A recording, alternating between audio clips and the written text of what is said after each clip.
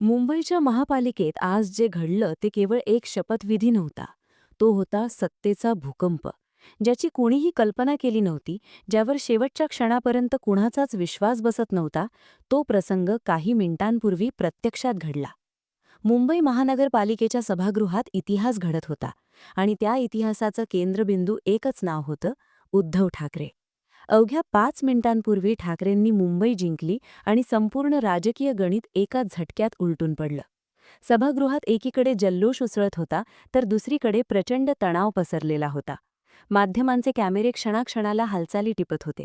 नगरसेवकांच्या कुजबुजीतून अस्वस्थता स्पष्ट दिसत होती. कार्यकर्त्यांची धावपळ सुरू होती आणि अनेक मोठ्या नेत्यांच्या चेहऱ्यावरचा तणाव लपवता येत नव्हता. कारण जे घडत होतं ते नेहमीचं नव्हतं. ते असं होऊच शकत नाही या गटातलं होतं. पण अखेर प्रश्न एकच उभा राहतो: संख्याबळ कमी असताना ठाकरेंनी ही बाजी कशी मारली? महापौर पदाची शपथविधी इतक्या सहज कसा पार पडला? यामागे नेमकं काय घडलं? उत्तर एकाच शब्दात आहे: गुप्त बैठक. महाराष्ट्राच्या राजकारणातल्या 3 अत्यंत वजनदार नेत्यांमध्ये पडद्यामागे झालेली ही गुप्त बैठक आणि त्यातून आखलेली अचूक रणनीती, यामुळेच हा चमत्कार घडू शकला. कालपर्यंत चित्र पूर्णपणे वेगळं होतं. महापौर कोण होणार हे वेळ ठरवेल असंच सगळ्यांना वाटत होतं. कुणाला भाजपचा आत्मविश्वास दिसत होता, कुणाला शिंदे गटाचं वजन जास्त वाटत होतं, तर काहींना एखादा अनपेक्षित चेहरा पुढे येईल असंही वाटत होतं. पण ठाकरेंनी शेवटचा डाव टाकला आणि सगळा खेळच बदलला. कारण आता कोणतीही अटकळ उरलेली नव्हती. थेट शपथविधीची बातमी समोर होती. या घडामोडीनंतर राजकीय वर्तुळात अक्षरशः खळबळ उडाली. अवघ्या काही मिनिटांपूर्वी एकनाथ शिंदेंनी केलेलं एक वक्तव्य आणि त्यानंतर समोर आलेली खरी बाजू, यामुळे संपूर्ण महाराष्ट्राचं राजकारण हादरून गेलं. सुरुवातीला कुणाचाही विश्वास बसत नव्हता, पण जेव्हा शिंदेंनी स्पष्ट शब्दांत सांगितलं की मुंबईच्या हितासाठी आणि स्थैर्यासाठी आम्ही पाठिंबा देत आहोत, तेव्हा राजकीय समीकरणं कोसळली. कालपर्यंत जे एकमेकांचे कट्टर विरोधक होते, जे एकमेकांवर जहिरी टीका करत होते, ते आज एकाच मंचावर दिसले. शिंदेंच्या या एका निर्णयामुळे ठाकरेंचा विजय सुकर झाला आणि सत्तेची आकडेमोड एका क्षणात बदलली. पडद्यामागे सुरू असलेल्या त्या गूढ बैठकीमुळेच मुंबई महापालिकेच्या शपथविधीचा मार्ग मोकळा झाला.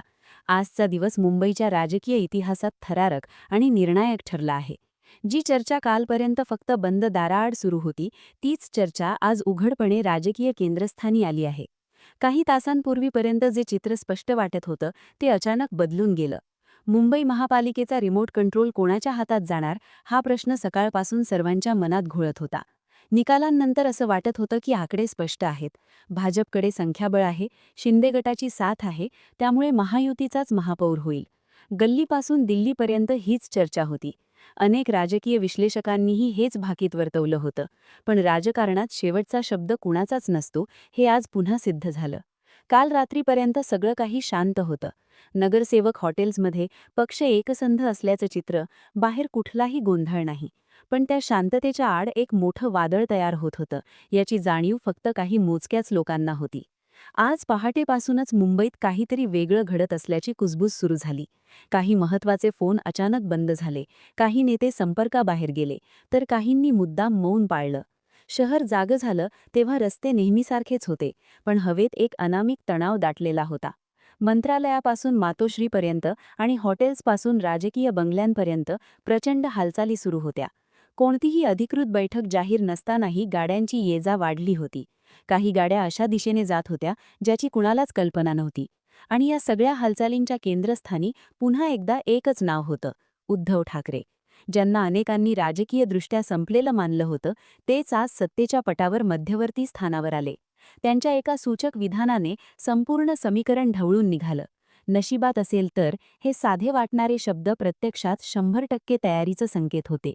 सभागृहातलं वातावरण पूर्णपणे बदललेलं होतं. माध्यमांचे कॅमेरे सज्ज होते. नगरसेवकांच्या गटागटात चर्चा सुरू होती आणि प्रत्येकाच्या नजरेत एकच प्रश्न होता: आज नेमकं काय होणार? त्यातच बातमी आली की शिंदे गट उद्धव ठाकरेंबाबत सकारात्मक भूमिका घेऊ शकतो. सुरुवातीला ही अफवा वाटली, पण काही ज्येष्ठ नेत्यांच्या हालचालींमुळे याला दुजोरा मिळाला. हा पाठिंबा केवळ महापौर बदलणारा नव्हता, तर राजकारणात मोठी उलथपालथ करणारा होता. मुंबई हे केवळ शहर नाही, तर राज्याचं आर्थिक आणि राजकीय केंद्र आहे. त्यामुळेच कालपर्यंत भाजपच्या गोटात असलेला आत्मविश्वास आता अस्वस्थतेत बदलला. शिंदे गटाची एक छोटी हालचाल संपूर्ण गणित उलटवू शकते याची जाणीव भाजपलाही होती. म्हणूनच त्यांच्याकडूनही जोरदार प्रयत्न सुरू झाले. दुसरीकडे मातोश्रीवर सकाळपासूनच हालचाली वेगाने घेत होत्या. शांत असलेले नेते अचानक सक्रिय झाले. संजय राऊतांच्या विधानांनी पुन्हा चर्चेला उधाण आलं. त्यांनी थेट काहीही सांगितलं नाही, पण न बोललेले शब्द जास्त बोलके ठरत होते. काँग्रेसकडूनही योग्य वेळी योग्य निर्णयाचे संकेत मिळत होते, तर अपक्ष नगरसेवकांची भूमिका देखील निर्णायक ठरत होती. एकनाथ शिंदे कालपर्यंत निश्चिंत वाटत होते, पण आज त्यांच्या गटातही तणाव स्पष्ट दिसत होता. ठाकरेंनी कोणताही गाजावाजा न करता दोन्ही बाजूंवर दबाव निर्माण केला आणि एका दगडात दोन पक्षी मारल्यासारखी खेळी केली. दुपारपर्यंत मुंबईत एक वेगळाच सन्नाटा पसरला होता. गुप्त भेटीगाठी सुरू होत्या आणि काहीतरी मोठं घडणार याची प्रत्येकालाच खात्री होती. हा बदल यशस्वी झाला तर मुंबईच्या कारभाराची दिशा पूर्णपणे बदलणार होती. याचे पडसाद केवळ मुंबईतच नव्हे तर विधानसभेपर्यंत उमटणार होते. कार्यकर्त्यांमध्ये जल्लोष आणि चिंता यांचं विचित्र मिश्रण होतं. सोशल मीडियावर चर्चांचा अक्षरशः पूर आला होता. कारण राजकारण हे केवळ आकड्यांवर चालत नाही, तर योग्य वेळी टाकलेल्या अचूक डावावर चालतं. आणि आज तो डाव ठाकरेंनी टाकला. आज जे अफवा वाटते ते उद्या इतिहास ठरू शकतं.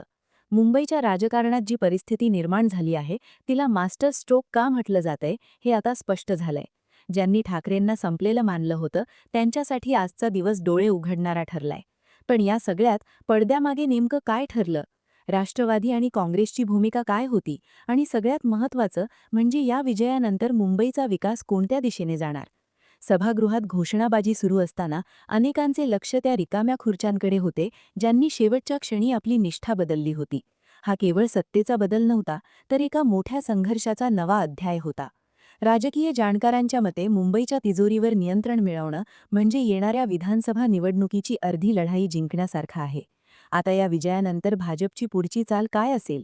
देवेंद्र फडणवीस आणि भाजपचे रणनीतिकार कोणता डाव टाकतील याकडे संपूर्ण राज्याचं लक्ष लागलं आहे. कारण दिल्लीतून संकेत मिळाल्याशिवाय मुंबईत पान हलत नाही असं मानलं जातं. अशावेळी ठाकरेंनी मारलेली ही मुसंडी दिल्लीपर्यंत नक्की हादरा देणारी आहे.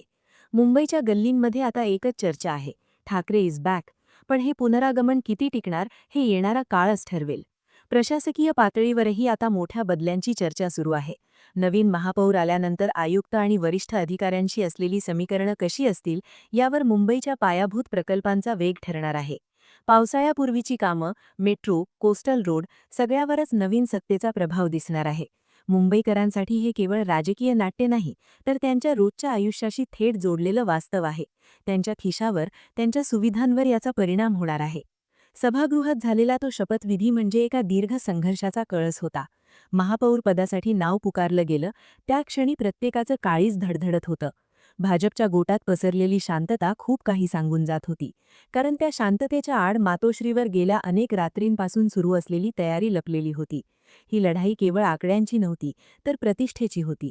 मुंबईवर कुणाचं वर्चस्व राहणार हे आज पुन्हा एकदा सिद्ध झालं. या विजयामुळे ठाकरे गटाच्या कार्यकर्त्यांमध्ये नवचैतन्य आलं आहे. जे कालपर्यंत निराश होते ते आज रस्त्यावर उतरून जल्लोष करत आहेत. पण या जल्लोषामागे एक गंभीर सत्य आहे. मुंबई महानगरपालिकेचं बजेट हे आशियातील सर्वात मोठं आहे. या बजेटवर नियंत्रण मिळवणं म्हणजे महाराष्ट्राच्या राजकारणावर पकड मजबूत करणं. ठाकरेंनी ही पकड पुन्हा मिळवली आहे. पण त्यासाठी कोणत्या तडजोडी कराव्या लागल्या?